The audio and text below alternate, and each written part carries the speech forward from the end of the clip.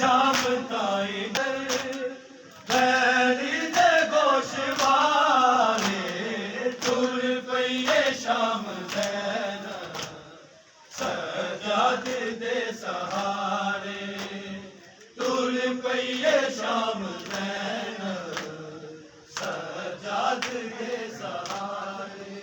یہ دن بس میں سب سے التجا کروں گی، اپیل کروں گی کہ یہ بہت بڑے غم کے دن ہیں. مولا امام حسین کے جو دن اہل بیت کا گھرانہ اجڑا تھا محرموں میں سب کو یہی کہوں گی بڑی عقیدت کے ساتھ ان دنوں کو منایا کریں.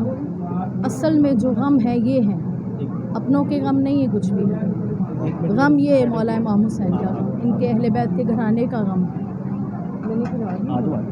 میں تو بچپن سے کر رہی ہوں، ڈیوٹی دے رہی ہوں مالکوں کی، اور میری نوکری لگی ہے.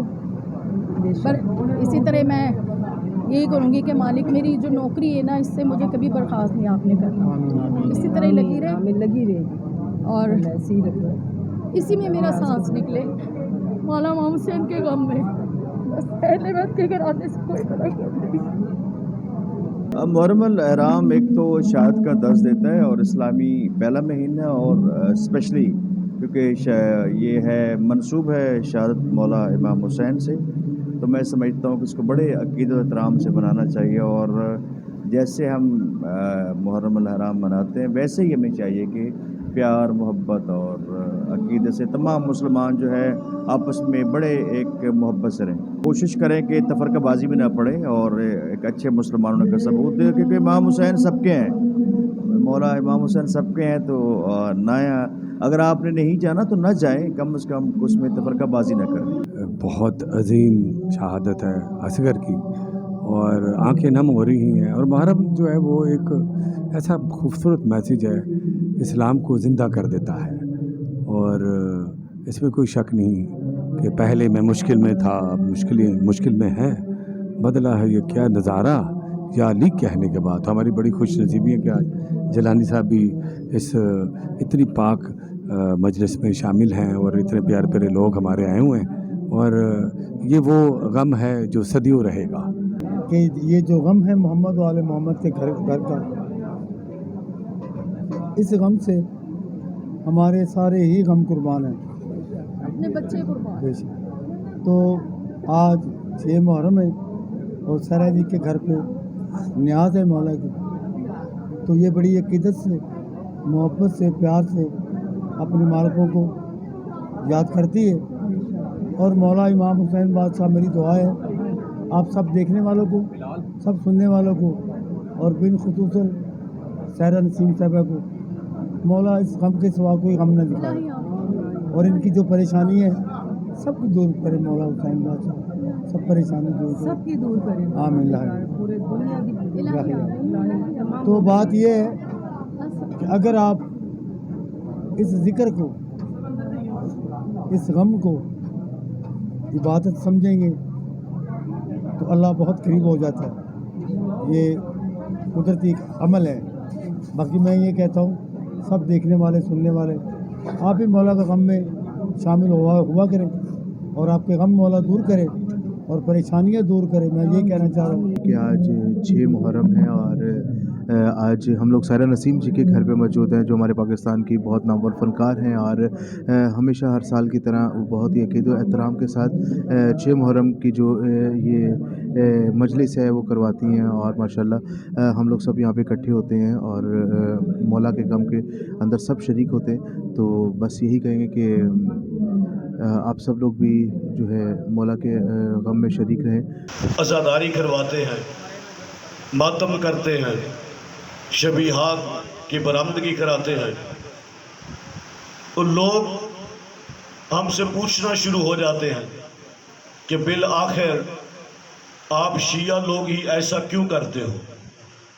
اس کیوں باقی جو بچے وہ لشکر حسین ابن علی میں شامل ہوئے، ہم چونکہ اس وقت تو نہیں تھے، اب ہم بادشاہ حسین کے نام کی مجالس کروا کے سیاہ لباس پہن کے، وہ یزید کی بیعت والا نہیں حسین کی بیعت والا ہے.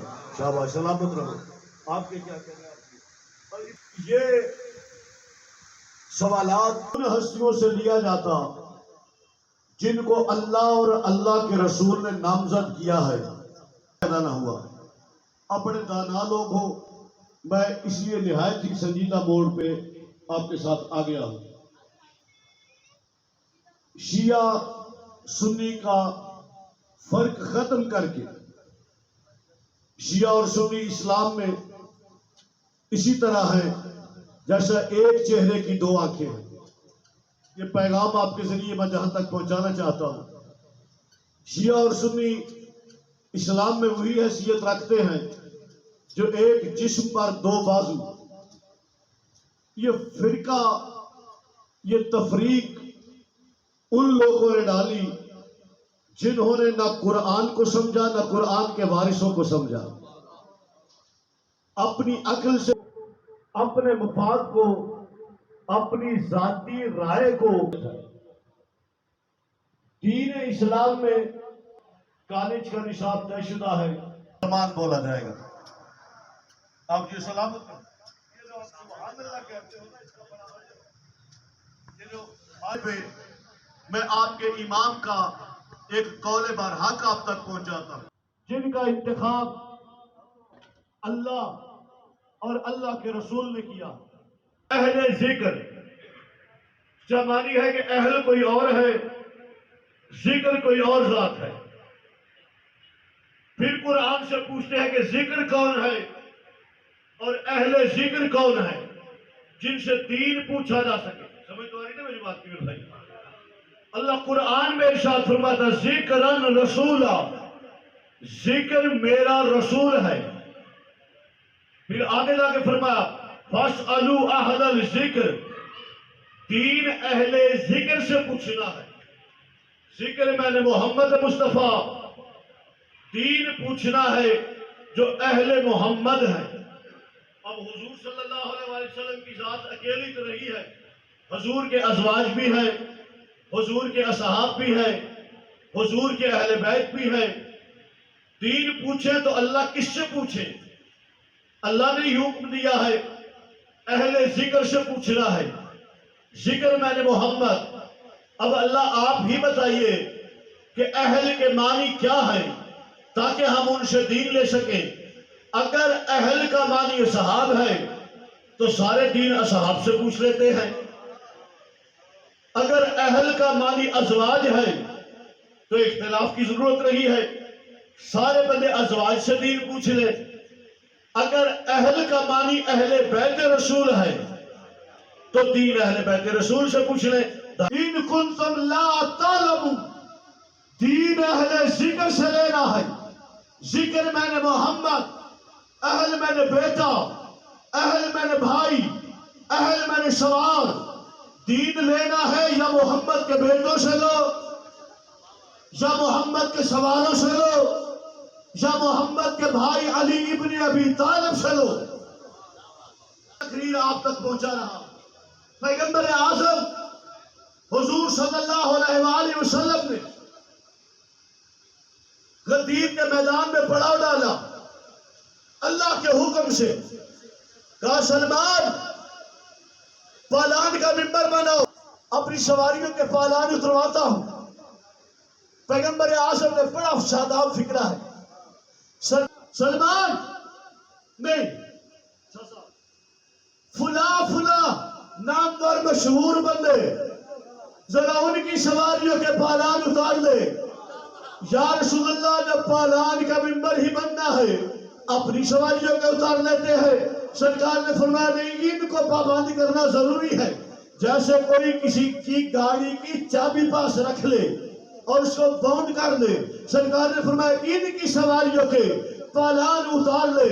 میں نے کرنا ہے علی کی ولایت کا اعلان، کہیں یہ بندے احد کی طرح غدیر سے بھی نہ بھاگ لیں۔